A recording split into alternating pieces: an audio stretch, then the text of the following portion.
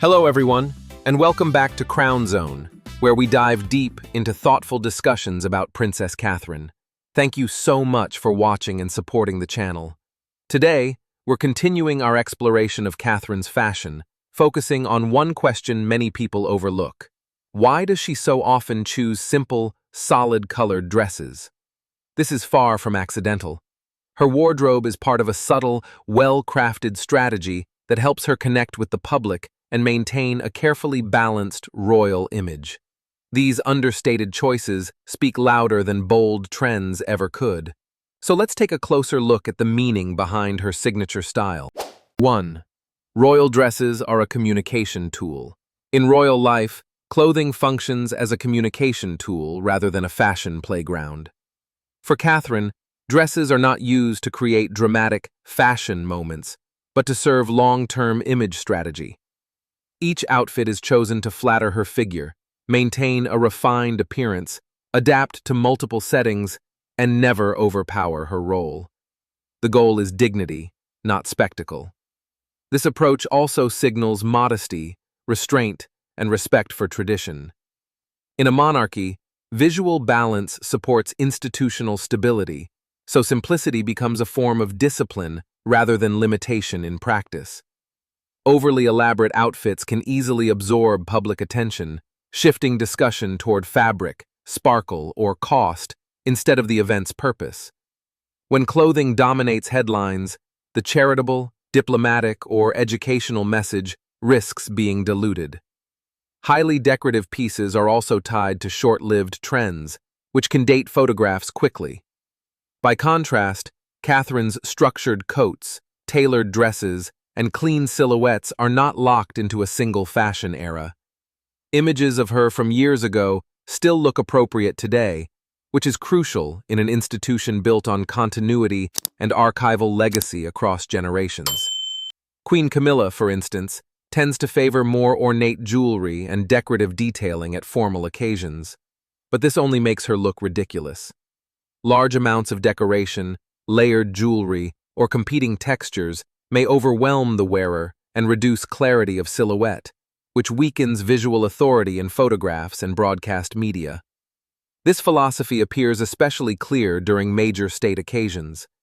At the Scottish coronation events, Catherine's coordinated cobalt blue ensemble, paired with a matching hat, handbag, and heels, illustrated controlled distinction. The color allowed her to stand out enough to be identifiable in a crowd, while remaining formal and measured rather than flamboyant. The effect was regal through harmony, not excess, even more queen-like than Camilla. In visual communication terms, controlled contrast draws attention without breaking hierarchy, allowing her to look authoritative while still supporting the central ceremony and its constitutional symbolism. On the other hand, even with a crown adorned with hundreds of diamonds, Camilla still looks like a clown trying to draw attention. At the banquet, Camilla's poor manners can only be said that Camilla should really learn from Kate how to coordinate her outfits. Every time she appears, Camilla either dresses too plainly or overly extravagantly, which don't make her look more beautiful. Instead, they make her skin appear even more sallow. It seems that in front of Kate, Camilla only becomes a laughingstock. Catherine's method shows the opposite principle: reduce noise to increase impact. When the eye is not overloaded, posture, gesture, and facial expression carry more weight.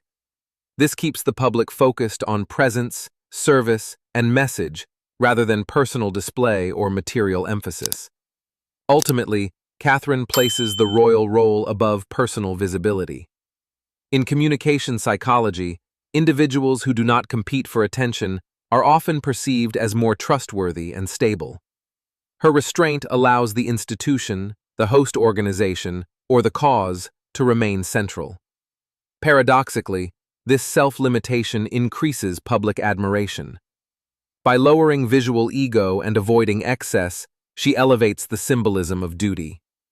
Her wardrobe demonstrates that in monarchy, quiet consistency builds influence more effectively than spectacle, proving that strategic simplicity can project lasting authority. 2. What is the standard dress style? Standard royal dress style is built on decorum, movement control, and visual stability rather than trend expression. Hemline length is central to etiquette. Dresses are typically below the knee, with no high slits. This aligns with long-standing expectations of modesty in monarchy and ensures propriety in every posture, including when seated, stepping from vehicles, or climbing stairs, moments cameras easily capture. Appropriate length prevents accidental exposure and removes the risk of distracting or sensitive images, protecting both personal dignity and institutional image in public settings. Silhouette and structure are equally important because garments must support physical function. A well-tailored, streamlined form allows smooth walking, bending, greeting people at different heights, and lifting or interacting with children. Clothing that is too loose, overly layered, or fussy can snag, shift, or require constant adjustment, creating awkward moments.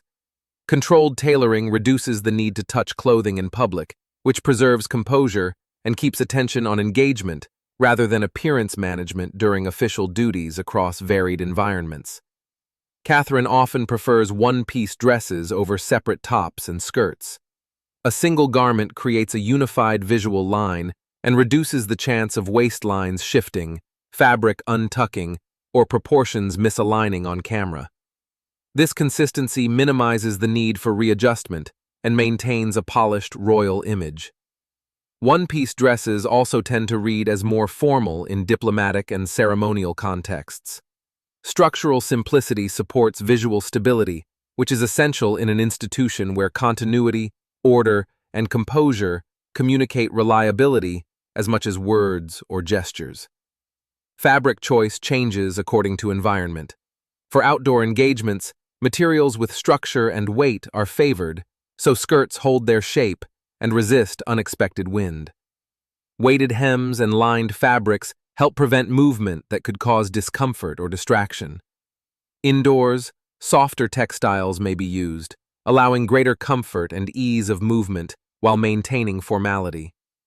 The dress is therefore selected not only for aesthetics, but for environmental adaptation, ensuring that function, weather, and setting are all considered alongside visual harmony and protocol requirements. Solid colors are frequently prioritized because they are visually clear and photograph well. Monochrome outfits are easier to identify from a distance, reduce visual clutter, and avoid clashing with backgrounds, flags, or hosts' attire. When clothing is not overly busy, focus naturally shifts to facial expression, eye contact, and interaction. This supports Catherine's people-centered image rather than fashion-centered attention. Her preference for classic cuts and defined tailoring reinforces perceptions of steadiness and trustworthiness, linking her image to continuity rather than short-term style cycles. This differs from red carpet fashion, where individuality, drama, and attention-grabbing design are encouraged. Royal dressing aims for neutrality, dignity, and non-distraction. Repeating familiar silhouettes becomes a form of personal discipline, removing the pressure to perform fashion and allowing full concentration on duty. Simplicity, in this context, is not plainness, but strategy. By keeping clothing structured, modest, and consistent, Catherine communicates stability, respect, and institutional focus, demonstrating how wardrobe can serve as a quiet but powerful tool of role-based visual communication.